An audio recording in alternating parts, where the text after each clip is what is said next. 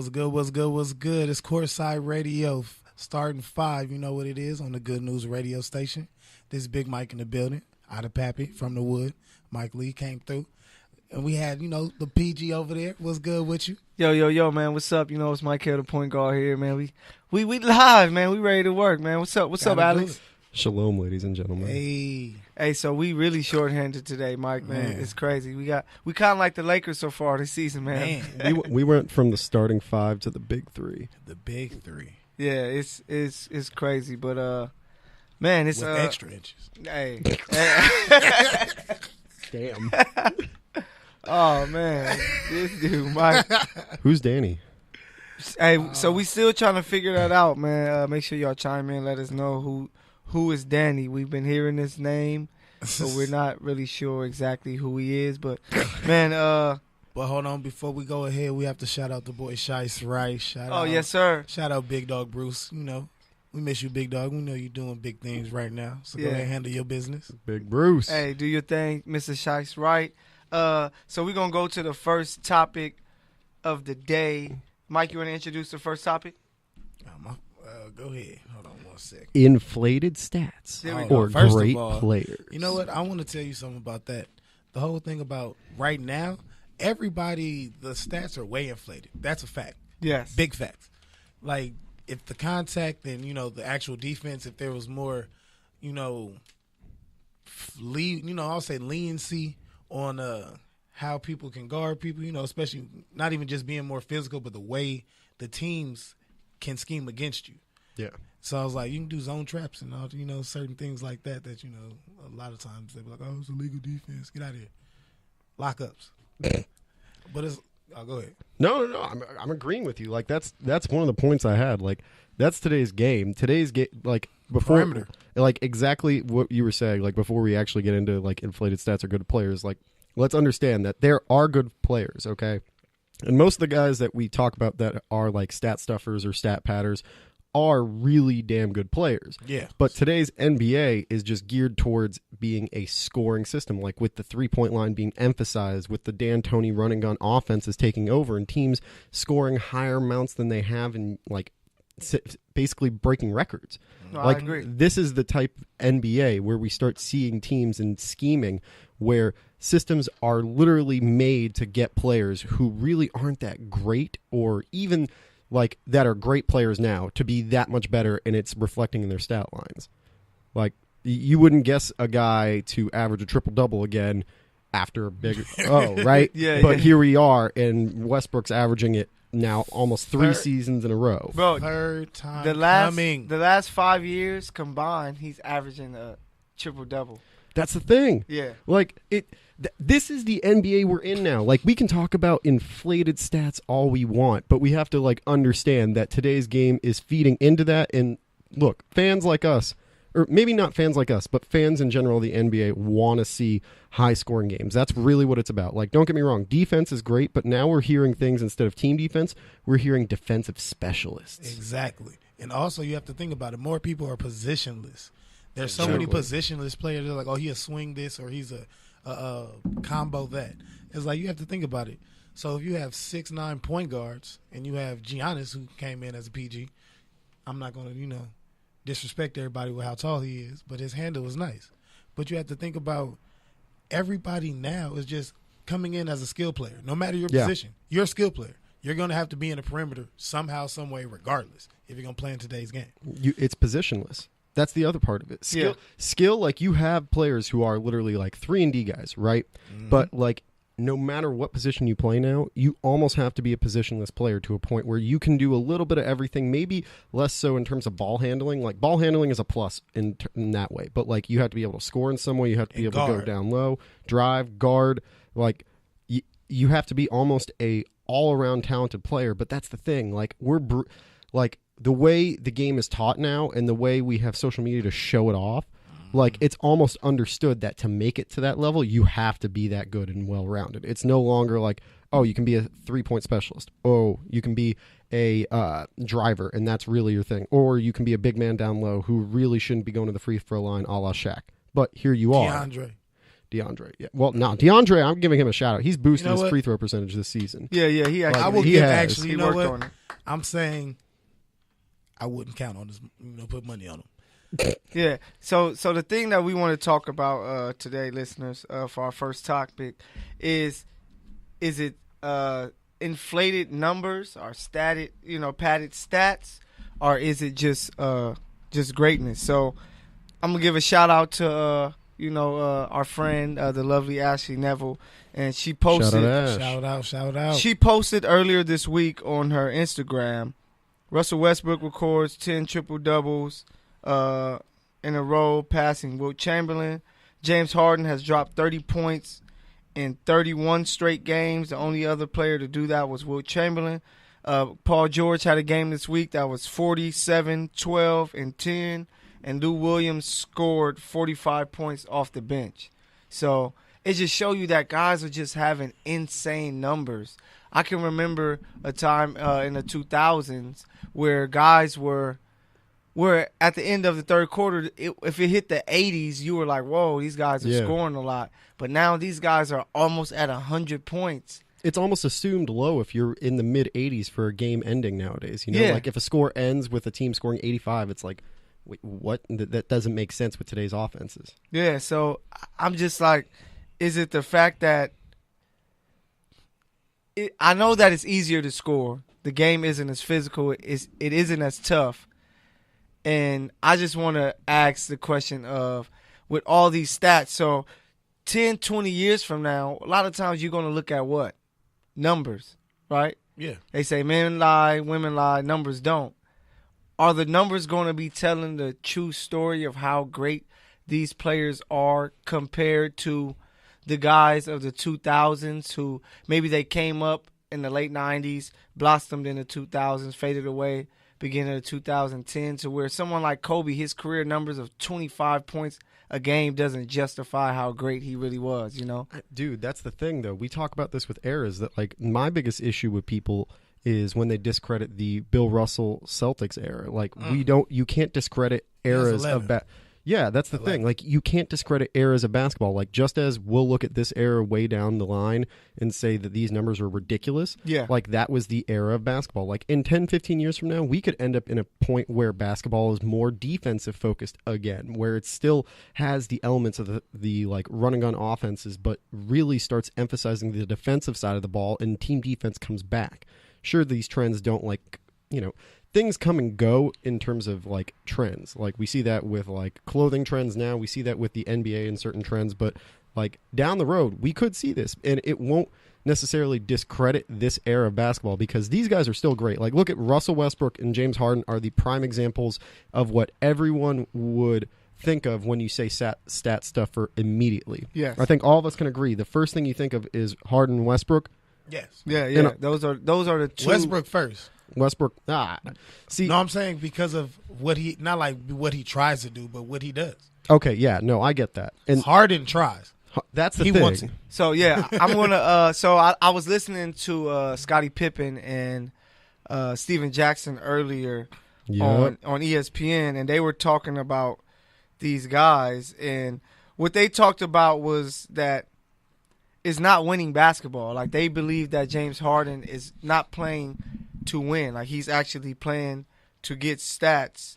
And Scottie Pippen said he's doing it all wrong because you should be using this time not just to chase stats, but to win. To work on your chemistry for the playoffs. So when your playoffs come, you have your way that you want to play so that it will help your team win. And he said that's what MJ had to learn when he was averaging 37, that he had to learn, okay, maybe you won't average 37, maybe it might be 28, 29, but you're gaining that chemistry to build, so once the playoffs come, you have trust with the other guys and things like that. So I remember Kobe talking about that. He had to realize that it wasn't just about numbers.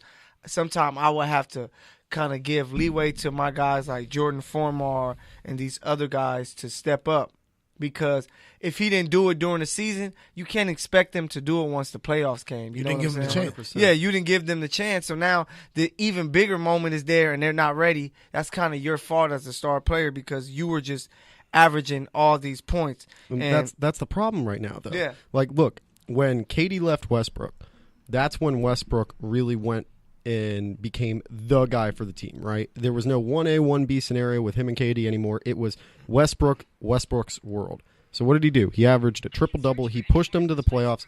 They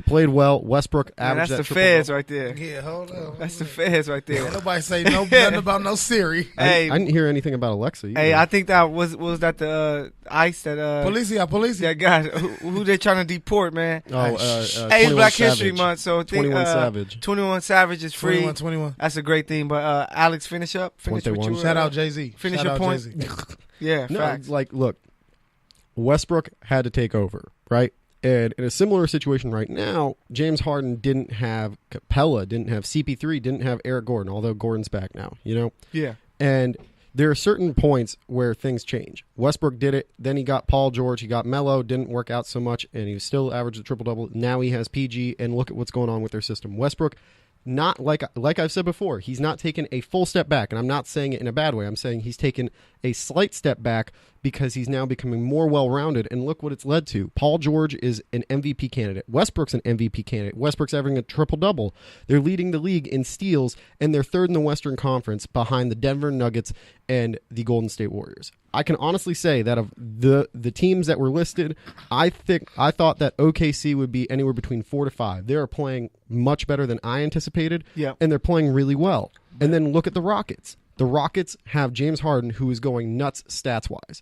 And the one thing that I always try and point out, we're not even at the All-Star break, and this guy has been known to play out of his mind, then go to the postseason, and he's been trucking. Yeah, he's trucking, and no one can find him. It goes to James Harden once the playoff comes. Yeah. So I'm going to throw you guys some stats because I was looking up this information, and I think that is so crazy. So far this year, I'm going to just list off. I'll go top 5, all right? So James Harden is at 36.6, Paul George 28.7, Curry is at 28.6, AD 28.5, Kevin Durant 27.6. Number 10 is Blake Griffin with 26.3, all right? 2008, 2009, which is 10 years ago. Leading scorer was 30 points. Number 5 was 25.8 compared to 27.6. Number 10 was 22.6 compared to 26.3. And now this is 99-2000 season. You have Shaq was the leading scorer with 29.7. Wait. You read off the 2009 season, and now you're reading off. Yeah, I read off the 2008-2009 season. Okay. So D-Wade led the league in scoring with 30 points. And number 5 was 25.8.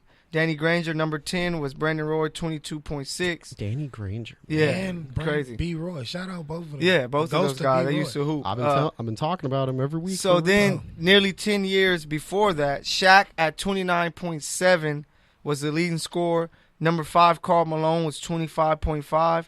Number 10, Kevin Garnett, was 22.9. So The just big ticket? just to see what's compared. Number 10 in today's game is 26.3 points a game compared to 22.9 points a game. And number 5 is 27 points compared to around 25 points a game. So it shows you that the scoring is up. So what I ask and what I like to talk to people about or ask them is, especially with you guys, is in the future, like I said, 10 years from now, are we going to look at these guys' number and say that they were better players than these guys? I was just on them. Before I answer that, I want to ask you something. Okay. I want to know, how does it feel to have Blake Griffin talking about on the top scoring list again, like he a Clipper? Oh, yeah, but his team Like, is this like is- number 8 in the East. So That's why I'm like, Blake Griffin? Yeah. See, that's What? the thing. When you're on a really bad team and they need someone to keep you afloat, like, Blake? Yeah. bro, he just mentioned Blake Danny Griffin? Granger being top 5 in scoring, like in 2008, Mr. Never had a 2009. straight hairline? So this is how I want, listeners, this is how I want you to know that in the game of basketball, it's becoming easier to score, you know what I'm saying? Because of you can't be in physical, defense isn't at, a premium. So these are percentages. The leading percentage is 65, which is Gobert. Number 5 is Steven Adams, 61. Number 10 is 57% by Collins out there in Atlanta. 2008-2009, Shaq at 60.9 was number 1. Number 5 was Pau Gasol, 56. Of course, it's all big men. Number That's 10, what I was about to say. Number 10 was 53%. 99-2000 season, Shaq was the leader with 57%. Damn. Number 5 was Rasheed with 51%. I can see that. Number 10 was Othello Harrington with 50%. Othello. So it just shows you that throwback by the stats and by the scoring and the percentages that it's easier to score. Like you have so many guys that are in like the 60% shooting. Like this season you have 7 guys compared to 10 years ago when you had 2 guys. And it's all big men because big men are being able to run the floor a lot quicker. They're a lot more talented, and defenses do not want to deal with a big man that can move. No, I just think that because I think that is because it's versatility, but then it's less physical. So guys, no one wants to deal with a big man or guys like Gobert and Jordan. All they're doing is just catching and dunking. They're not like that's the point. That's how you get a high field goal percentage by taking close field goals. But like Shaq. So the year 10 years ago, Shaq, Nene, Beardren for you real Golden State fans. Beardren, there we go. If you don't know him, you're not a real Golden State fan. You're a bandwagoner. But Dwight Howard and Gasol were the top 5, and those guys were guys that actually had to like do a little bit to score. They couldn't just catch lobs and other than maybe Dwight dunked a lot. He dunked back in the Orlando days. Yeah, other than Dwight, freshly buffed Dwight. Yeah. Well, go ahead. Let's get off because that was his championship year. And then let's give him no shine. The 99 and 2000 season, Shaq, Mutombo, Mourning, Ruben Patterson, which is insane. Are you mad at that big Ruben? The Kobe stopper. How is he this high? Stop saying that. No, that's what he called it. I know. How is he this high with a percentage? Clearly, I just thought about because he stopped Kobe that well. Psych. He got buckets on him. Alex would never believe that in his life. I guarantee Tony you don't Allen's believe the that. only Kobe stopper, and that's confirmed by Kobe Bryant. T-Mac. I think it just showed you that back then it was a more physical game. They double team you more, and you didn't get easy baskets. Like DeAndre Jordan, Gobert, Capella, who you always talk about, Alex. You said that the Manimal was a perfect replacement for him while he's out. He is, man. I agree. But it just shows you like these guys are scoring so easy with their percentages where they're just catching and dunking where Shaq was averaging 29, shooting, 51% because you were getting double teamed, you were getting bumped and banged, and it was no easy buckets to where nowadays, man, you make one strong move, you go into the rack and it's just a dunk. You said Zach Collins is on that list for Zach Collins. All right, I want you to know Zach Collins. Okay, I'm a toothpick. Yes, I get that. But Zach Collins is a 7-foot toothpick, and if that man has that high field goal not percentage, Zach Collins, Jason Collins from Atlanta. From Atlanta. Oh, okay. Yeah. Well, that's even more of evidence to my thing. He's a toothpick too. So if his percentage is that high, and it is questionably higher than Shaq's was back in the 99-2000 season, but that tells you teams definitely don't want to play hard press defense, and they're not willing to play that the way that they used to. That's just not how the NBA is. You know anymore. what? Realistically, people don't want to hear dun-na-na, dun-na-na after they get banged on or posterized. Yeah, so they during the game, the reaction that you're going to get the rest of the game, and they're going to show the highlight. Because we're still trying, we're still trying to resurrect Ben Simmons. He had a tough 2-night exchange. His life is on life alert. He's on life alert. He got a life alert now. Bro, they got rid of Markelle Fultz to keep the focus on Ben Simmons, and the first thing that happened right after they get rid of Markelle Fultz is Jason Tatum baptizes him. And then Kevin Knox. Yep. So which one was worse? I will say Kevin Jason Knox. Tatum. Okay, you know why? The only reason his play was worse. His play was better. Because the spin, Tatum, that was nice. He had to do that. He worked spinned for that off of Embiid and then yammed it on Simmons. No. First of all, Hezzy spin. Look, I had to hit him with the fillet. He was like, hold on. He first did. of all, off of Embiid though. It came out of nowhere because I thought he was about to lose it. Hey, that was insane. But Kevin Knox baptized. 2 hands. Yeah. That's when we found out how unathletic Ben Simmons really is. Because you're 6'10", And Kevin Knox said, "Well, And I'm gonna go up. If you get it, you get it." Hey, If Alex, not- that's one of your UK guys, man. Yep, So I can't hate on him. And at the end of the day, dude, Kevin Knox is just beating Ben Simmons in the Rookie of the Year voting again now. man, after that, he was trying to go for a 3. Man. two-time winner, Rookie Ben Year of the Year, Simmons Ben Simmons. will be forever a rookie. He can win Rookie of the Year 20 years straight if he want. He is going to be a forever finalist in He- the rookie sophomore game whenever it's resurrected. He Can we gonna play please it just every one. every year, 40 can we years old, rookie all-star. when we make it, can we please just petition to have Ben Simmons in the rookie sophomore game every year from this point Hey, on? I'm down with that. Like, I'm why down. not? So that gives us a reason, for you to pull out your My rookie sweater. your rookie sweater. Donovan Mitchell was robbed. End of story. I'm walking That's away. true. No, I don't believe that. It should have been a tie, like J Kidd and I would have been cool with that. Yeah. The only thing that pissed me off is that Mitchell was not given an award. Yeah, I agree. So, so what do you guys think? Do you guys think that these inflated numbers, are these players going to be thought of as better than the guys that they came before, or do you think it's just going to be just numbers? Because a big issue is, it's like with LeBron. No, I'm just saying, because like with LeBron, the reason why people say he's the GOAT, they always say what? His numbers are better than Bird's. He's gonna end up with more numbers than that person, but they overlook it. So what do you guys think, Alex? First. Michael, what the fuck do you mean by LeBron is the GOAT? Hell no. No, that's what No, I people know. say I'm screwing because with you. I'm screwing We're with you. messing with they're looking at the end of his career, he's gonna have more assists. You can Worst retweet. points. You can retweet the video of Scottie Pippen explaining that today for my answer on that one. I'll let you take over though.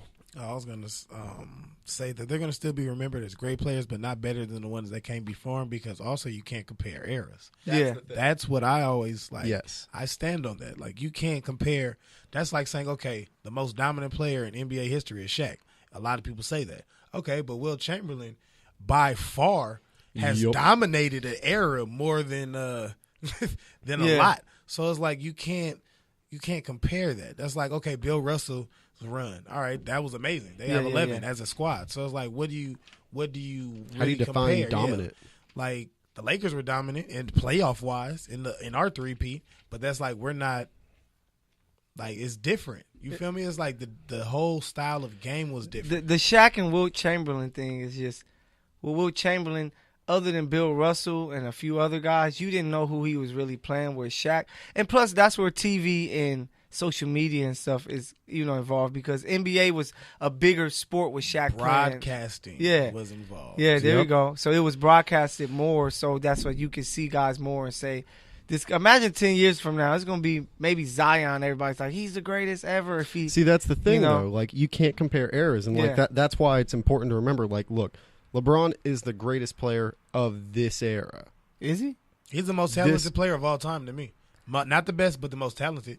Coming out Like with just God-given raw talent. Yes. God-given talent. Yeah. To Yeah, ever touch a basketball, LeBron, by far, Most physically you cannot gifted. take that away from Yeah. him. Like, people used to say Jordan's body was like the perfect Oh, yeah. specimen. Physique, exactly, Yes. was just And like now LeBron for this era is the perfect physique. Yeah, LeBron is the perfect one. you can not like you can do everything Michael Jordan could do, but it's like athletically, yeah, It no comes matter easier. exactly, and you're bigger. Just think about with LeBron. It's crazy because I think about yesterday's game when they took the L to the Hawks, and I was just like, Yeah, that and was I was just like, man, this dude LeBron, he don't come out with no fire, no heart. Then you check the stats, and he has 28, 11, and 11. Yeah, and you're not like, gonna lie. I literally, as soon as you texted that in the group, I checked his stats, and I'm Yeah. like, wait, what? Like, I guess it's just the energy. Just like that's what Scotty was talking about. You don't see that energy that. Because when Jordan came out and played with that, I'm going to kill these guys attitude, it made everybody else on the squad play like that. Kobe was the same way. So when he had his run with Gasol, he made Gasol play like that. He made Odom step it up. He made Formar, Fisher, and those guys. Bynum. Benham, that boy Benham. But LeBron kind of just like, I'm going to do my thing.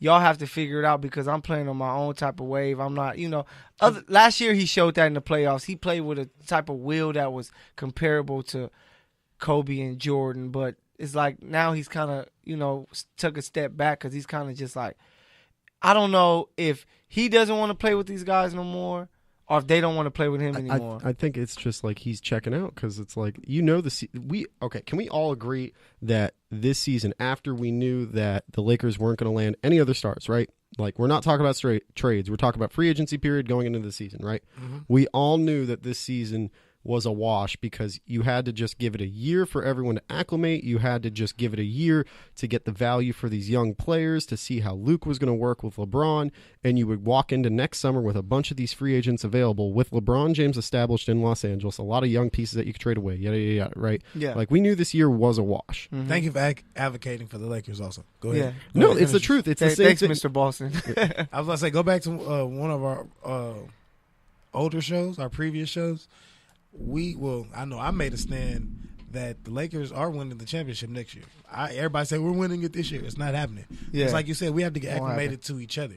Look how many random new pieces we have that are older players stuck in their ways. So you have to think about it. We have to get adjusted to them, see if they even make it through the season, which some of them didn't, and some of the young pieces didn't. Well, I'm glad not all of them, but you know what I'm talking about. But we have more so you have to get more prone to knowing how to win together before you could even thinking about a championship. Yeah. You guys could all have, certain players could have won a championship separately, individually, with your own team back in the day, whatever, blase, blase. But if we don't do it together now, that don't mean nothing. Yeah, I agree. I just think that people, when they look at the Lakers, they don't look at the fact that this team went through a lot of injuries this year so far. Like, they've been really banged up, you know. Like, LeBron missed about 18 games. Lonzo has missed more than a handful of games. Kuz has missed some games. And already playing with LeBron, you have to adjust. So when you have him and they were playing so well leading up to Christmas in a big game, then you lose LeBron. Like, it's really tough. Like, it's a hard thing to deal with because LeBron is great, you know, but you have to play a certain way with him. And I even heard Chris Broussard talk about it. He said you have to play a certain way with him when he's there, and when you sub him out the game, you have to play with him, you know, play without him a certain way. Then he comes back in, and you got to adjust again. So it takes a lot of adjustment playing with LeBron, but that's with any great player. You have to adjust to dealing with. Like Boston, this year they're adjusting to playing with Kyrie Irving. And this is a great segue for what we're talking about next, which is the season review. There you go. Getting it underway. We talked about the Lakers and this big surprise. And I guess before we leave the Lakers, all right. You already mentioned the Celtics. We got to go I know. There. We're gonna go there. But before we leave the Lakers, my question right now, they are 3 games out of the final spot in the West. Do you see them making the playoffs, Alex? Okay, 2 weeks ago, remember me saying that the Lakers were a couple losses away from being out of the playoff picture? Yes, we remember. I don't remember anything about that, but go ahead. Well, the question is, do I blasphemy. think the Lakers will make the playoffs? 25 games left, yes. If they make the playoffs, it'll be one of the situations that we saw last year where it was one game that decided where each team lies between 6, 7, and 8. I think that's what it's going to come down to, even with the 9th. I think they catch the Clippers. Sacramento's in front of them by 2 games, Clippers by 3. I think they're going to be ahead of one of those teams. The Lakers are lucky as hell that the Clippers just traded away Tobias Harris and are doubling down on their future because now the Lakers legit have a chance. I agree. The Kings, I'm not going to bet against. I'm not betting against Willie. I'm not betting against De'Aaron. Shout out to UK guys. Don't forget about Bags. He be bagging guys. Marvin Bagley. Hey, 360 on hey, man, I'm not going to bet against my UK guys. And let's be real, the Lakers should have drafted De'Aaron Fox. I wanted him. I wanted a scoring point guard, but I didn't feel like we needed to facilitate. You have to remember that Gary Payton, for his first 2 years, he averaged 9 points. First 3 years, he averaged 9.6 assists. So Lonzo still has time. Lonzo's a great. Everybody was trying to make him Jason Kidd. Maybe we looked at it wrong. Maybe he's Gary Payton, the way that he plays defense and things like that. And I saw like his stats with him playing. The Lakers' defensive rating is like 106. Or maybe he's Keon Dooling. No, he's not Keon Dooling. Wow, that ain't disrespect though. No, Keon I know. was respectable, but he's a more score first. Where Lonzo is a point guard where he's trying to get guys involved and then play defense. But so you say no to them making the playoffs? Okay. No, I say that they do make the playoffs. Oh, but barely. Barely. Barely. All right. And Barely. plus, I want to see the Lakers make the playoffs. I genuinely do. I think it'll be more interesting. Oh yeah, of course. You gotta have the supposedly best player in the world. And here's my conspiracy on this. Before I'm gonna give it to you because I think you're gonna like this. My conspiracy is the NBA is not going to allow the Lakers not to make the playoffs this year because LeBron James is on their roster and they have so much to incentivize themselves to make sure that LeBron makes the playoffs money-wise, and because he's now in the city of Los Angeles, it's just too much to lose for the NBA, and it's going to bring in so much broadcast revenue if they manage to get LeBron in the playoffs playing against some of these big teams, and hypothetically, if they throw them a couple games and maybe even surprise a first-round playoff win, which I highly doubt. Unless the NBA wants to see Zion play for the Lakers and they make the Lakers make the playoffs. Bro, we're not going to get Zion. I'm joking. Cue the Kanye meme right there. Hey, you got it, Mike. So Lakers making the playoffs? Of course.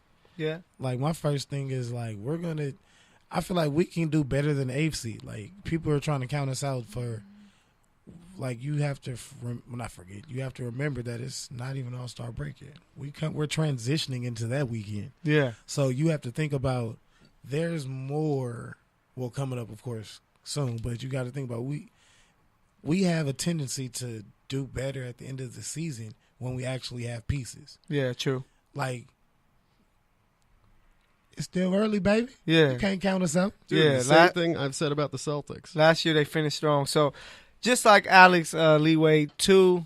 So now we're going to move on from the inflated stats. We believe those players will be great, but we know who's by. I think the eye test, people have to remember the eye test, and the eye test tell you a lot about how great a player is. We're moving on to our mid-season review. Once again, this is Courtside Radio with the starting five. We are shorthanded today, but we're making it a fun one, making it a good one. The big three. Yeah, the big three is here. We got our Luca. Luca. He's our Luca, Mr. Himesworld himself, and then out of Pappy, Mr. Mike Inglewood, Mike. And then, of course, the point guard here. But so season in review. Actually, can I trade in? I don't want to be Luca. I'm going to take the rights to be Brian Scalabrine. Oh, Scalabrine. Yeah, that Boston bias. Let's move on from that BS. But I'll take Paul Pierce for the Inglewood. So, man, it's been a lot of. I feel it. Damn, y'all really Boston out. The truth. Man, I'm going to keep it LA. I said man. for Inglewood. I didn't say nothing about LA. I said Inglewood. I know. Wood. No, but he's a Boston Celtic. Oh, he's trying to be disrespectful. It but was football days from Beverly. I'm sorry. I got to. Hey, but so he didn't mean it. I'm trying to keep the pimp hand strong. Stop. No violence. Hey, no violence, man. It's Black History Month. You mentioned the Celtics. All right. Yeah. He's your brother. He's your brother. Yeah, he's your brother. Oh yeah. Hey, what did I say we were gonna call you? Brother Alex. Brother Alex. Brother Alex for the month of February, Black History Month. But all right. So we started off with the Celtics. The Celtics, right? Yes, number 4 seed right now, tied with Philly in the East. Milwaukee's number 1 by a game. Toronto number 2. Indiana still hanging around even without Oladipo. I think that changes after the break. And then you have Boston and Philly. Those are the real contenders in the East. So we can talk about the East first. All right. Does it surprise you that the Bucks are leading the league right now? I believe so, and that's why Giannis Antetokounmpo is my MVP, is because he's averaging 27 and like 12 and like 5 or 6 assists. And before the season, if I told you at this point that Milwaukee would be 43-14, the best record in the East, no one would have believed me. No. People would be like, bro, you don't know. They have the most wins going to the break, so no one will believe that. And they aren't inflated stats. Yeah, and they aren't. And he decided to be a power forward. So he's like, I'm going to play like a power forward. I'm going to be He was trying to be LeBron. He realized I have to be KG, and he's balling. So yeah, it's a total shock to me that Milwaukee's number 1. But it's funny because I feel like he's grown as a player because he actually made another All-Star on his team. Yep. Brogdon's nice, but it's killing me that Chris Middleton is giving, I saw it before, but he's giving people buckets. But he's doing it on both ends. He literally, I'm sitting there like, you are a shooter, but you taking people off the dribble, that's all? Okay. That's the way he looks. He doesn't look like the way he hoops. It's crazy. He's 10 times more athletic than anyone on the court right now, I think. But this is all about Giannis right now, like I was saying. Giannis. Yeah. It just shocked me that Middleton's actually doing good. But it's Giannis that he's transitioning to a monster. Like, he's unstoppable right now. You can't think of one thing that you can do that will go ahead and that's going to stop Giannis from getting to the basket, from scoring, from getting to where he wants to get to. You can limit what he does, yes. But when he finds a way, around that and finds that seam, he's getting through it. And people get gassed by the end of the game. You can only keep him at the 3-point line so long, and that's his only, if anything, that's his only weakness, right? Mm-hmm. And he's getting better at it year after year. So it's like at one point, you're just going to have to bite the bullet and realize that at the end of the game, you're not going to be able to hold him to the 3-point line. He's going to have more energy than you are, and he's 55 times taller than you are, so that guy can take 2 jumps like a monster and dunk it right on you. Because he's more athletic than you, too. Yeah, and he's playing terrific. He's my MVP.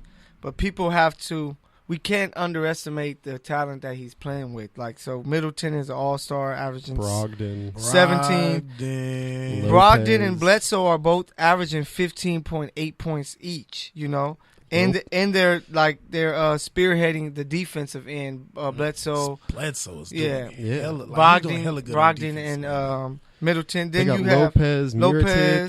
Mirotic they just added, man. They're about to get better. You know who the first team that they're playing after the All-Star break is? Oh, the Celtics. Celtics, yeah, that's gonna be nice. Brooke Lopez is about to hit 7 threes like that. But you got Tony Snell, we'll Jason Tatum dunked 3 times. Ilyasova, George Hill. They're stacked. Yeah, they're stacked. And at first you were just like, this is going to start to fade. But now, man, I can really see them making it to the finals. Like in the East, they have the best player. They have really good coaching. They're great. They're good offensively. They're defensive minded and defensively, so they can score, knocking down shots and scoring in the paint because of Giannis. And then it's not just one-on-one ball. The ball is moving really well. Like, they are looking like they're an all-around team. Yeah, an all-around great team. Of course, Boston can turn it on. No, we're gonna save that for a moment. Okay, I'm waiting for that. But so Milwaukee is just really good. I like Toronto. I like they have the most improved player in Siakam. That guy yesterday he scored 44 points. Siakam, Pascal Siakam. Pascal tells him Siakam is beep, but that's how well he's playing. 44 points yesterday without Kawhi playing. The only thing scary you about them is that why is Kawhi missing so many games? That's 16 games. Is it because of rest? I know yesterday they said it was like the knee issue, but I don't know what it is. But that's a team to watch. Maybe there was more truth to that stuff going on in San Antonio than we thought. Like, don't get me wrong. Like, I'm sure a lot of it was he wanted to sit out and he wanted to be moved, right? Yeah. But like, maybe there really was something to an injury being more significant than it was like publicized. Like, yeah. Maybe. I mean, I'll tell y'all right now, my knee hurt, and I know he do a lot more extraneous activities than I do. Man, I got Jewish knees too. So I'm like, my knee hurt right now. Mike was about to call. He was about to call out. Say, man, I'm injured this night. I can't come in. I brought him his walker, so he made it to the station. Thankfully. Hey, thank you. And then you have Philly, who's tied with Boston at number 4. They have the best starting lineup in the East, from top to bottom. Ben Simmons at point, Jimmy Butler at the 3. On paper. On paper, that's what I'm saying. On paper, but they have the work. best. You have to give them time. The 25 games for them is going to be lovely because they're really going to be able to. You said on the East. I'm sorry. Yeah, on the East, not in the league, because in the league it's Golden State, of course. I was about to say there's one that should be shitty. Yeah, it's Golden State, but on the East with Simmons, Redick, Jimmy Butler, Tobias Harris, and Embiid, that is the best starting lineup in the East. So they're gonna have a chance because in most series they play in, Embiid's gonna be the best player. Shout out. Also, they have a designated shooter now. Like, not like now, but it's like he's actually performing. Who's that? JJ? Yes. Oh yeah, JJ. Oh, that's what he do. He been doing that since high school. But now I know. But I'm saying, but now that Philly has that, they don't have to worry about who can we go to get an actual spot up 3 or just get the ball to, clock running down. We need this 3 real quick. For them to win, Ben Simmons has to shoot jumpers. And he doesn't even have to shoot a lot. He just has to shoot them enough to make guys respect him, because we saw the play when LeBron guarded him. And LeBron was all the way in the key.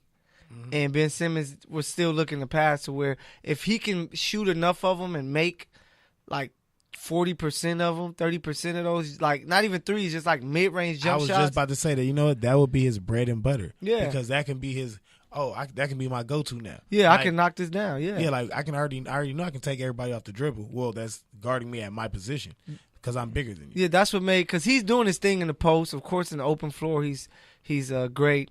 But that's what made Magic great. Magic was never the greatest shooter, but Magic could knock down shots to where you had to respect it, to where that gave him enough space to use his body and get by you. You know? Jason Kidd learned to take a 3-point shot, so this man can. He just needs time. He's one of the leading scorers. I think he just has in 3-pointers made. He's like talking to a bad chick when you see her. You have to say something, or you never know if you can make it or not. Shoot your shot. You know, shoot your shot. You know what I'm saying? So he has to shoot his shot. You know, I'm down with him taking as many shots as he wants this season. Let him put them in the dirt. Yeah, get it out the way now. Like, this is what the All-Star break. Missed them? Yeah, I mean, take as many shots and miss them as you want to, fall in the Eastern standings. Man, they won't fall. Because he's not going to take dumb shots. He's not a dumb player. So just take them. And he can, bro, if you ever see him shoot, like, the form doesn't look terrible. And doing, like warm-ups and stuff, like, he's knocking some of them down. But for some reason, when the game comes, he's like, I'm not going to shoot. You know what I'm saying? So I think that he can make Philly that much better if he decides, okay, I'm going to shoot just enough jump shots to make people respect it. So instead of you standing in the key guarding me, you have to step up to at least above the free throw line, and that opens up even more for Jimmy Butler, Tobias, and Embiid. But for him to facilitate. Yeah, then it makes it that much easier for him to pass. But since Alex wants to do it, man, we're going to talk about that team, about Boston. You get to go first. They might make the playoffs. All right, then let's transit. They probably make the playoffs. So let's. We don't know yet, but listen. Yeah. I'm about to walk out of here with a migraine. Kyrie will. So let's go. What you want to talk about with those Boston Celtics? All right. So, admittedly, I was the guy that came into this season thinking you're going to bring Hayward back. You're implementing all these young guys who have played well. Starting lineup of Kyrie, Jaylen Brown, Tatum, Hayward, and Horford was going to lead the East. Going to be a great team. And admittedly, it hasn't panned out the way we'd liked. Injuries have kept Kyrie Irving in and out of the lineup.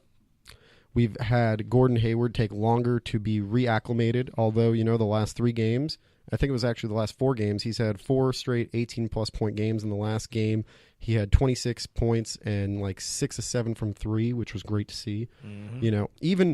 All right, so like I'm going to take this from one direction also. Like, even just as an NBA fan, it's great to see Hayward playing well because you always, I think it's universal, like you always want to see a dude who gets injured that badly to come back and play strong, right? Like, I wanted Kobe to come back and play strong after the Achilles. I wanted Paul George to. I wanted Danny Granger to. I wanted all these guys to come back and play strong. Granger, he is all right.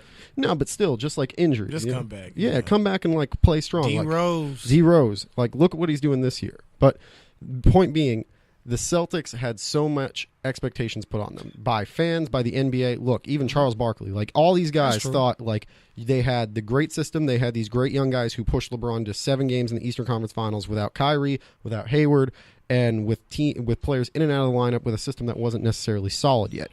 And now here we are trying to figure out, are the Celtics going to like really be true threats in the playoffs? Yeah, I get that, But the Celtics are the 4th seed right now, and it's All-Star break.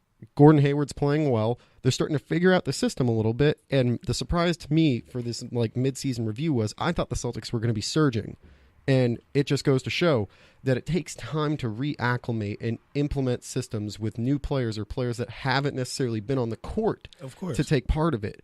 And I got ahead of myself. I'm like, the Celtics are going to come out strong. They're going to surge. They're going to kill it.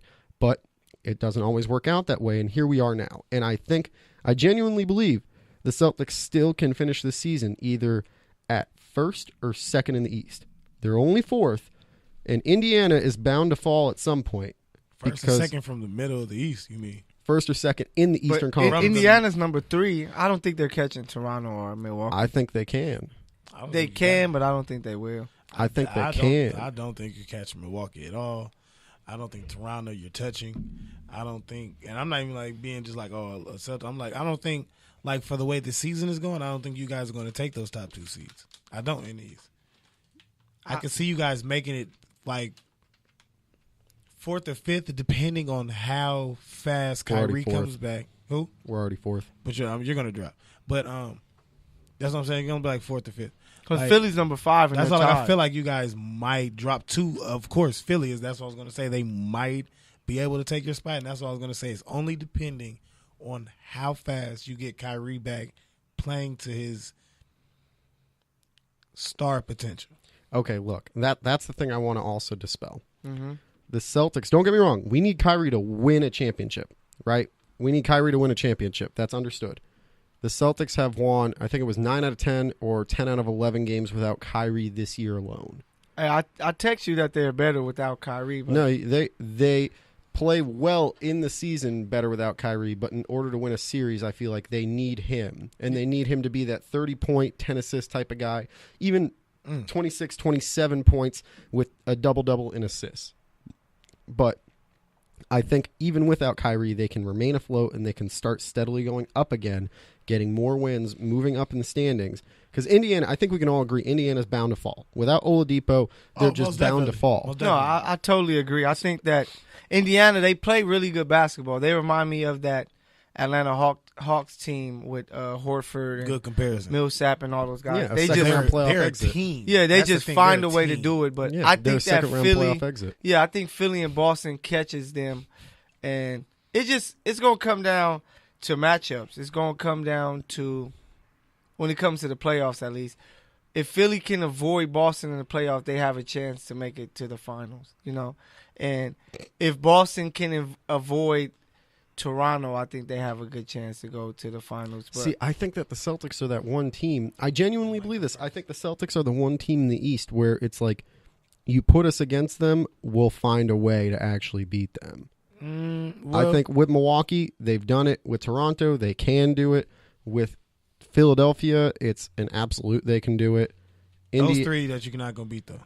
Like, you can beat during the season, but you're not going to beat in the playoff series. No, we'll beat in the playoff series. That's what I'm saying. You're not going to beat those 3 in the playoff series. Yeah, we will. You know what? I give you you know what, out of those 3, you can beat Philly. You can beat Philly in the actual playoff series. yeah, I think they have Philly's number. That's what I'm saying. I You hate can to get say Philly. it. Like, you can get Philly. I believe that. Even with Horford not being a rim protector, you can. You know that Horford actually plays the best defense on Embiid in the NBA. And you know what? Yeah, That's because you know what? Embiid still gets numbers, but for some reason Embiid just keeps trying to out-strengthen that, out-muscle that guy. Where it's like, man, that dude Be big, Horford is yeah. He'll literally Just be big. yeah. He plays like a traditional big though. That's the thing. Who does? Horford, like No, the yeah. the new age type of big, like just bodying you up type of thing. Yeah, playing with his strength. But I think that He thinks he's Rasheed Wallace. That's why. low key, he thinks the only thing Rasheed was meeting you at the bus. Hey, Rasheed I just is, want people to know I had Coca-Cola come out. Hey, Rasheed Wallace is meeting you at the bus after the game if he dislike what you're doing. On P. Yeah. Bro, I'm gonna be there with my phone out shouting World Star as I record it. Hey, facts. Hey, but I think those are the top 4 teams that we don't have to debate. Milwaukee, Toronto, Boston, Philly. Can I give you guys like the other couple things that I thought of that were surprising? Not in depth. I just tell About you. Boston? No. Just surprises this season. Oh, so far. yeah. So my list were the Bucks at number 1, the Nuggets being this good and being number 2. All right, they're number Hell 2 in yeah. the West. Like that was also a surprise. Yeah. Then I had the Celtics struggles, Utah's decline from last year. Yeah. Like I didn't expect that. I thought, we always hear about the sophomore slumps, and Donovan Mitchell, of course, like he's playing well, Yeah. but the team is just not as good. And I think it's just because teams are starting to be able to scheme for that team a lot better, and all the other teams around them have gotten better considerably. Yeah, true. Markelle Fultz getting moved, that surprised me, genuinely did. Yeah. When you give up a number 1, when you give away a 3rd overall pick and then you give up a really good pick, you generally like to sit on an investment. And don't get me wrong, they made a lot of moves with the Tobias Harris move and Boban giving away picks, and then they had to recuperate stuff and they got Jonathan Simmons in a pick. But like I didn't expect them to give up Fultz that quickly. Yeah, me neither. I thought they would at least try one last time. He was too much of a work in progress. But they're trying to. Hey, they're trying to win now. It's win now. Yeah, you got to trying to get what you can now. And then I had Indiana still surging without Oladipo, and that's for now. And then also Harden forcing Houston to stay afloat. Yeah, like I did not expect this outburst offensively from him. Not to this extent. That's what I'm saying. But it was like I feel like he could. Like I already knew that he could get he can string about 20. Like I felt 20 easily. Like at some point during the season he could do that. 20 straight? No, I never would have thought 20. No, easily. I thought for real. that. Yeah. The way how they're letting him play. Oh yeah, how he plays. Yeah, that's what I'm saying. The way they're It's letting him play. It's like he's at the park, bro. He's out there just dribble. Yeah, he's at Rutgers just enjoying himself, man. But hey, he's playing Drew League basketball. Before we switch to the Shout West, out to the Drew. Shout out to Drew. What surprised me a lot, I thought Cleveland would be one of the best. No, I'm joking. I'm joking. LeBron's not there. The team that's surprising me a lot is, the Brooklyn Nets. D'Angelo Russell has that team playing really well. Hell yeah. Him being an all-star player, they're the number 6 seed right now. Please sit out the rest of the season so you can make our picks that much better. Thank you, Brooklyn. Shout out. Nah, but they're going to be a top 6 seed. I think they're going to be at that 6th seed. And, I have to give, big shout out to D'Angelo. A lot of people in L.A. were bashing him. I just think that when the Lakers traded him, he will be perfect for them now to be starting with LeBron because LeBron is better with somebody that can shoot and actually looks to score as a lead guard. He was an incentive for a salary dump, and that's really what sucks. Yeah, but plus the Lakers were looking for a point guard more of who gets people involved, because you had Ingram that they was hoping to grow. You had Clarkson when Lonzo came, and then, you got the Steele and Kuzma. I was about to say, Kuz came out of nowhere. Yeah, so it's like you wanted a point guard instead of somebody who just score. But maybe, looks like the Lakers may have got that one wrong. Okay, but can I ask you guys a quick question then? Yes. All right. The Kuzma draft, we had a lot of good players, notably Tatum and Kuzma, all right? 10 years down the road, all right? And we're not talking about Lakers Celtics fan bias. We're talking about just NBA Don't forget Mitchell. Right? Donovan Mitchell, yeah. Donovan Mitchell. And they were good players. Yeah, right? yeah. Who do you think, unbiasedly, will be the best player from that draft 10 years from now? Tatum. It matters how it goes. I will have, if Tatum is traded and Anthony Davis trade and he gets to go and get his own team, he's going to show us a lot. You know what? But I'm sorry. I'm going to have to retract that because I got Donovan Tatum, Mitchell, though. I was leaning more towards Mitchell because Tatum, not even against the Celtics, is more so Tatum. He was closer to a finished product already coming out that rookie season. We knew what we can get out of him. He's a consistent scorer, but he can be a lead scorer if you need that. If you want somebody to take over a game, he's not scared. He has a repertoire to do it consistently and actually efficiently. So it's like that's why I was like, Tatum, I like it, but it's like, of course he's going to get better, but it's like he might hit his ceiling earlier than the other two. I think that's the only thing. I think he hits the ceiling, honestly, if he gets traded. No, I think if he goes to a team and be that number one guy, he's gonna be like Harden and Russ. His stats are gonna look really good. He's just not gonna be in winning moments. Excel as a team leader. Yeah, as far as it just matters how they build the team around him. What pieces they like. If he is traded, where he goes, who's around him, and stuff like that. Because he has a chance to be a guy that can be 20. And with today's game, he can be 25, 6 and 6. Look, don't be surprised if Kyrie Irving does leave the Celtics, right? And then Tatum will be able. It will be his team, and he will be able to show more. And Jason Tatum with Jaylen Brown if he's still there. Yes, Tatum. If Kyrie leaves, Tatum is going to be able to show. Tatum, Rozier. Now they're going to be. Danny Ainge is going to say, "Hey, Tatum, this is your team. Be our best player. If you want to be a dog, this is your chance right now." Yep, and that's what I think he's going to show. And because he's going to be winning more than Donovan Mitchell, it will make you say that, oh, okay, I would take Tatum because you're going to pick the win. It's like Kobe T-Mac. You pick Kobe because of the wins and everything. Even though I would much rather. I'm telling you this right now. We live right now. I want people to hear it. I would much rather not trade for Anthony Davis if it means giving up Jason Tatum. And that includes if Kyrie Irving says, look, if you get Davis, I'm staying. If not, I'm out.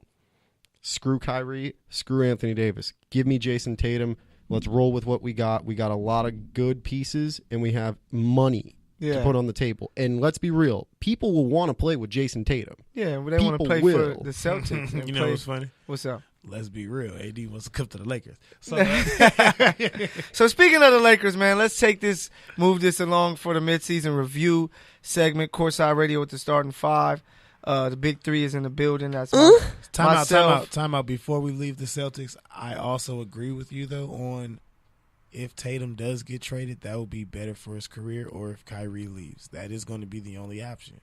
If he becomes the lead player, he's going to take it over. He can take it to another level. No, yeah, he can. I tell you, I think he can be I think that Mitchell can be close to a D-Wade, and I think that Tatum can be a guy, like I said, 26, like 25, 6-6, you know, on a winning team, and that's incredible. But let's move over to the West Coast, and West Coast, which is the best coast. And the top four seeds, of course, Golden State's number one. We expected that. Boogie is fitting there well. It's going to be tough to beat them, but they look very beatable this year. Denver Nuggets, like Alex said, they're the surprise of the year as a team. Them in Milwaukee, they're the number 2 seed. They just got IT back, which makes them. Shout out to Isaiah Thomas, man. Oh, man, I'm happy he's back. I'm telling you right here, right now. All right, Isaiah Thomas. Anytime he goes to Boston, will be loved, will be given high fives, and he gets a free meal. That man, he gave his all to them. He gave everything to the city of Boston. He has the playoff high scoring average for the Celtics all time in terms of points in a playoff, like points in the playoffs. All right, Look, that man is loved, revered. I have nothing but good things to say about Isaiah Thomas. I want him to do well. I root for that man. He left it all out there. You almost shed a tear when, like, what he was playing. Dude, no. He act like nothing. Like, you didn't know about it till the end of the game. He was like, So he started tearing. He was like, hey, wait, what happened? Yeah, he's like, so you went off for a reason. It hurt me when he got traded. I'm like, dude, I would, like, at first, I'm like, look, I like Kyrie, but I would much rather have IT, man. Hey, so I love IT. That would have been loyal. That would have been loyalty is key. That passion that he played with during that run, that's how I want LeBron to play with the Lakers. Like, family first. Oh, man, we have a caller. It's Danny. Watch. Let's check it out. Yo, this is Courtside Radio with the starting five. Caller, state your name. State your name and game.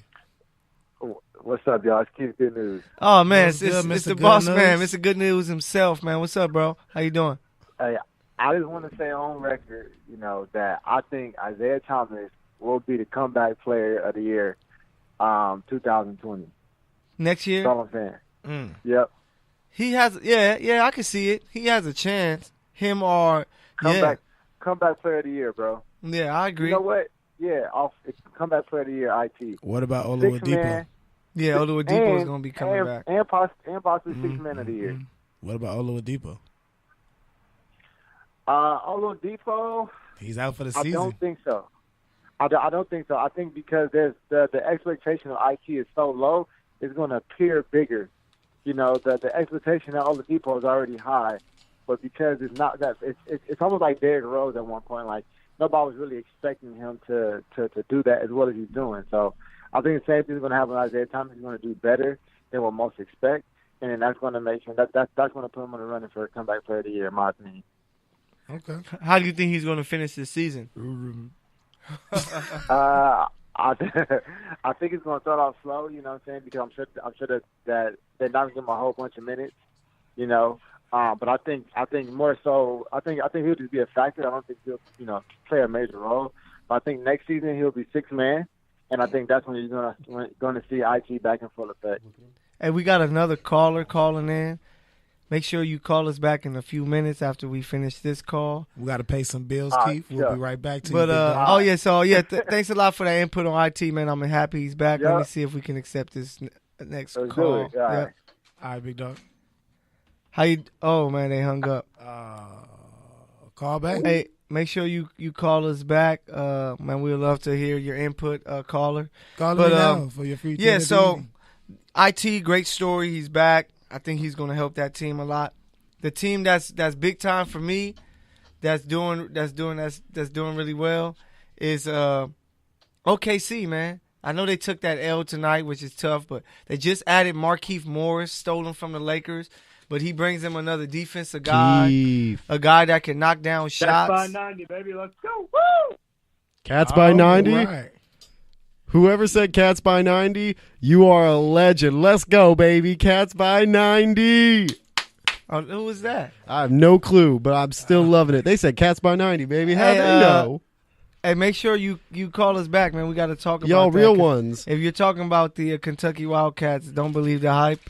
They just took an L to LSU, and I don't believe that they will be. How are your Chiefs doing this year, Michael? We're not talking football right now because we're going to be all right. We have How Patrick about them Mahomes. Dodgers? Let's go. Hey, Los Doyers. I'm not a Dodger fan actually, so it's tough. My team is bro, the we Angels, do but- got to catch one outside. What do you? First of all, you know what? You disrespect me with the fingerprint situation. Hey, but man, let's get back to it. OKC, I think, is a team. I think they're going to be the team that's going to challenge Golden State the most in the playoffs because Paul George is playing top 3 MVP candidate basketball. Russell is the triple-double king. He's amazing. You have Roberson coming back. You have Steven Adams. You add Morris. Ferguson is playing well. They just have a lot of guys stepping up, and They're well-rounded. Russell was actually willing to take a step back and say, "George, do you, be you, and you have a I chance. said it too. You have a chance to be our guy, you know." Because the crazy part is, if he does this with Kevin Durant is still there, and they probably have a championship. I just want Russell Westbrook, Paul George, and Steven Adams to beat the Golden State Warriors. You know what? That in would be lovely. 5 games. Nah, it wouldn't be 5. It'd be I 7. see Steven It'd be Adams 6 or looks 7, like but- Aquaman. But Yeah, he doesn't look. He is Aquaman. But he looks is like Aquaman. Aquaman. He's a real life Aquaman. That would be a great series, though. I want, and I am Man, rooting. I'm praying for that series. Dude, I would kill. I want to see. I would do anything to be the first guy to interview Westbrook after the series win. I would Get the do strap. anything. Hey, I'm sending yo, KD, I'm sending you a couple cupcakes in the next couple weeks. yeah, Shout out It's gonna be explosive cupcakes for KD. So with dog poop. Yeah, Player hate hair. yeah. Player But hate hair. I think I think it's gonna come down to those two teams: Golden State, OKC. One they won. Lakers are gonna be a surprising team because they're gonna get it together with LeBron, but I don't think they're a real championship team. The Rockets still have a chance if they get it together with CP3 and Capella should be back after the All-Star break, The Phoenix Suns can do it. so that helps. Phoenix Suns. This is another Ashley Neville shout out. Your team is terrible.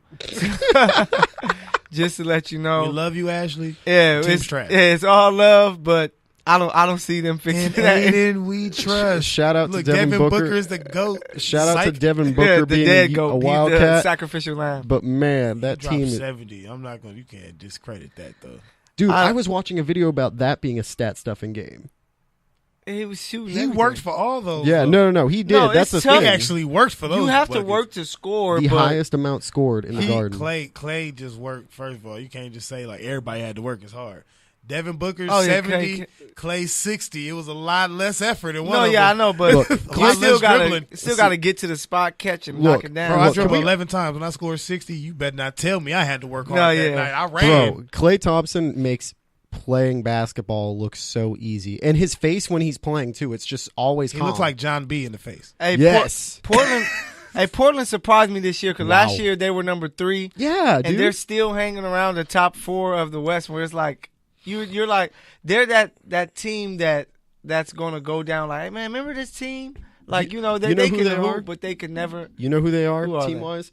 They are the mid to late 2000s Atlanta Hawks, a perpetual second round playoff exit with when Mike Woodson was the head coach. Yeah, right? yeah. Perpetual second round playoff exit. They were running with Bibby, Josh Smith, Al Horford, Joe Johnson, Joe Buckets. Marvin Williams. I believe they had Joe Smith on that team too, and a couple other bench dudes that were also pretty decent. Yeah, But like that team, like they're just a perpetual second-round playoff team, and that's no like disrespect towards Dame or CJ. Like I love watching those guys. It just shows ball. you how much better the other guys are, but those guys are consistent. And Yeah. That's what it is. It's Yeah. consistency that Yeah. Dame and McCullough That have. They added what'd you Cantor. say?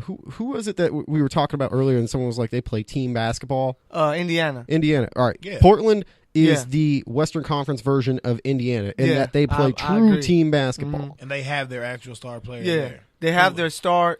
They will never win a championship, either of those two teams, No. unless something crazy happens. But they will always be in that top 5 area just because those guys are that good. I would have given anything to watch Brandon Roy win one, though. I know Yeah. I keep bringing him up. Greg almost Oden, every I I like show. played Greg against Oden. him one time.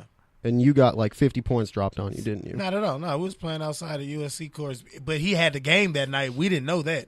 I didn't know nothing about that because it was That's like it was crazy. some McDonald's All-Americans out there, and it was like I'm sitting there like, all right, cool, we playing outside of USC. Yeah, yeah, you know, yeah, when they yeah. got, you know, those outside courts. Yeah. So we all hooping, and then he was like, yeah, I got a game tonight. Nigga, where? Yeah. Bro, you about Inside. to- We playing. I'm playing USC tonight. Oh, that's They when play- he was at So UW? yes, I'm like, play for Washington. Huh. All right. Yeah, that's crazy. Like, Then you yeah, watch TV later, you're like, oh shit, that's B-Roy. Yeah, Buckets. I was giving him Buck. buckets. He was, hey, bro, he was getting buckets. No, yeah, hey, he's the truth. But question for the West: we know the top teams: Golden State, Denver, Oklahoma City, Portland, Houston. Utah is picking it up. San Antonio is always lingering around. I believe the Lakers will get in there. Do we see anybody beating Golden State? Golden State. Yeah, I actually see two teams potentially beating Golden State. Name them. In the West, Yeah, in the West. Oklahoma City and Denver.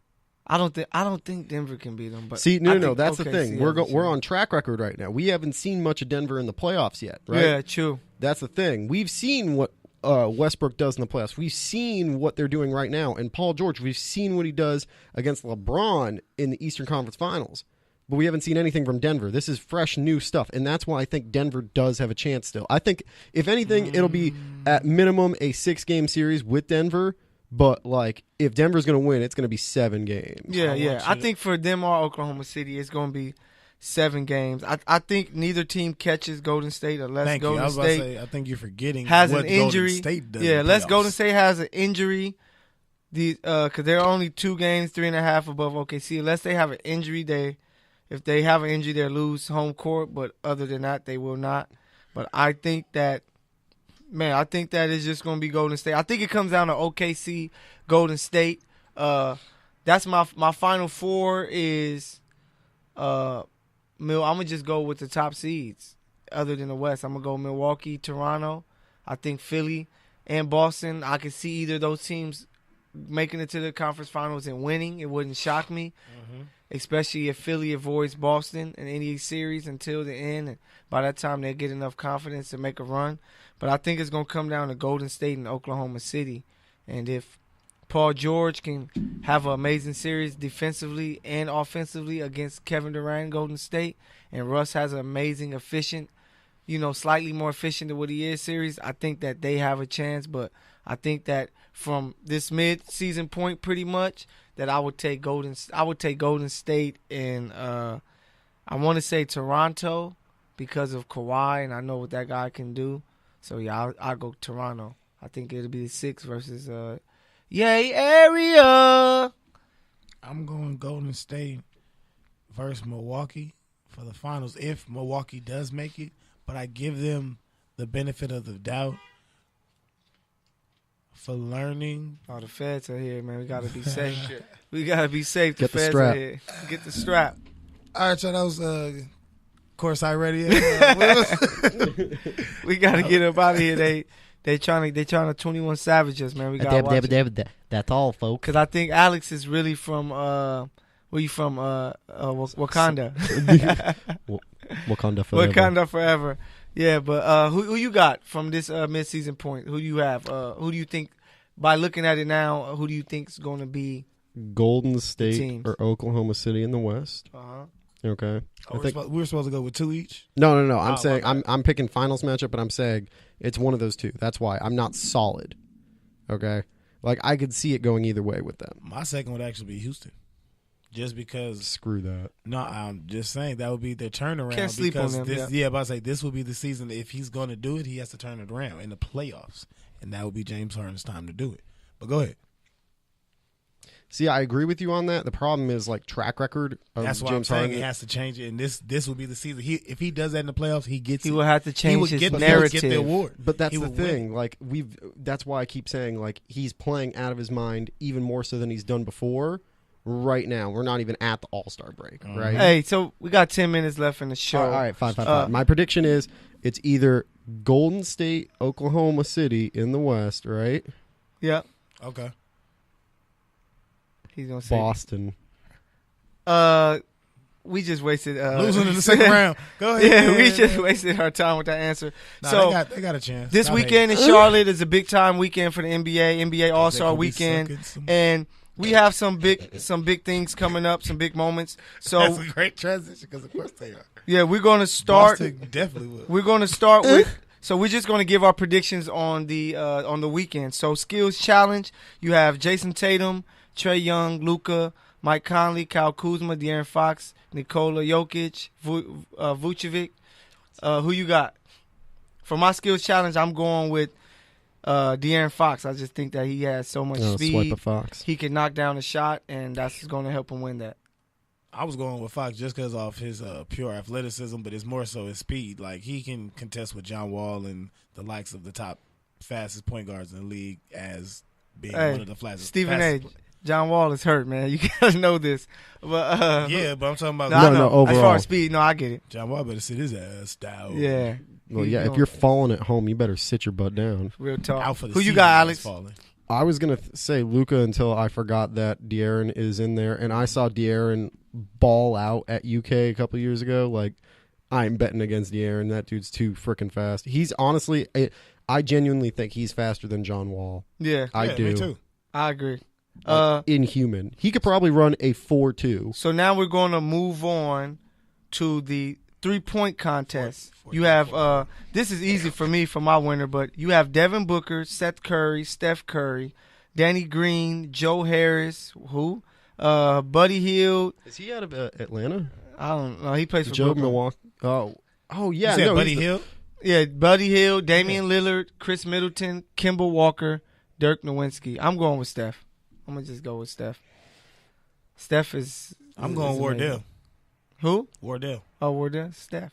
I'm going Wardell. I'm going with his brother Seth. Seth. Yeah, be, the dad. They're in their hometown, but that's the only thing because it's like Dell says that Seth is the better shooter. You know what he said? He did say Seth is He said Seth is a better a contestant shooter. He might. I'm going with Steph. I'm going with Steph too. Like so, we got Steph. Wardell, this is Steph, and Seth. So it's a Curry. It's a home thing for them. Yeah, dude. There's no way they're going to lose that. It's either one of them that's going to win it. Yeah, especially in the hometown. I agree. All right, go ahead. So then we have the slam dunk contest, AT&T slam dunk contest. It's terrible. Dennis Smith Jr., Miles Bridges, Diallo from the Thunder, and then John Collins. We said Jason Collins earlier. John Collins.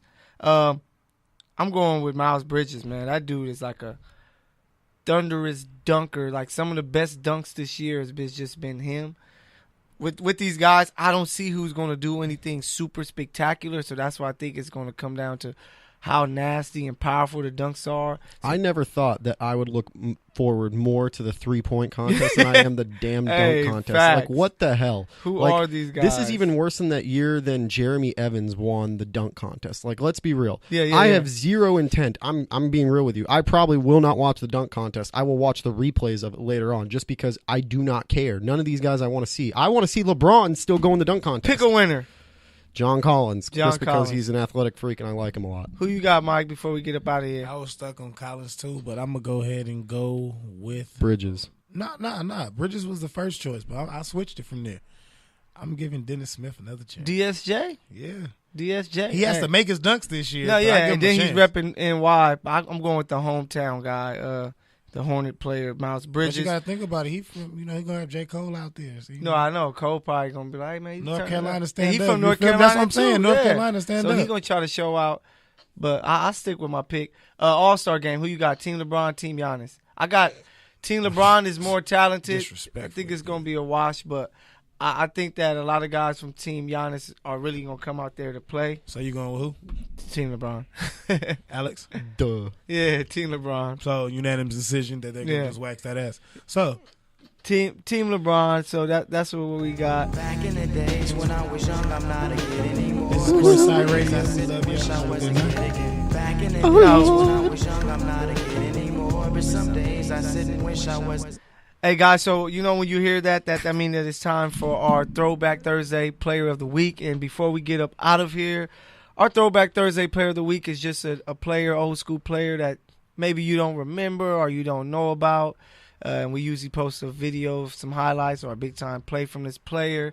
If you don't know the name, Tell them who it is, Michael. Make sure you look it up. The player is Mr. Clyde the Glide Drexler.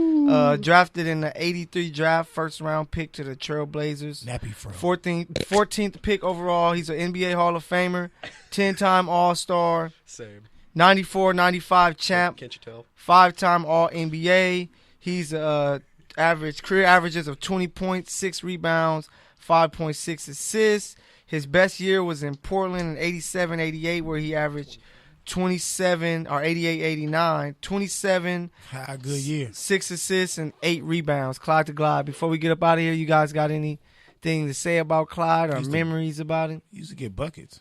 Buckets, big time dunker too. That's what I'm saying. He used to get buckets. Yeah. I'm a part of the generation that didn't grow up being able to watch Clyde, but You ain't see him for He Houston? used to yam. no. I did, but I'm saying like prime Clyde. Oh like, yeah. You gotta I didn't see understand. Prime Like Clyde either. He was I'm a part. Statue of Liberty dunk. Literally. Yeah, no, I know. But what I'm saying is that I grew up watching Clyde in terms of highlights. Like I watched what I did when I started watching basketball when I was like 8. I was like, all right, I'm gonna go on YouTube. I'm gonna watch NBA players or NBA greats talk about other greats. So I just started doing research, listening to guys talk about who they like to watch. So I watched stuff about Clyde. See, back in my day, we ain't had no YouTube at 8, 9 years old. Thank God for my generation, right? So I got to study it up.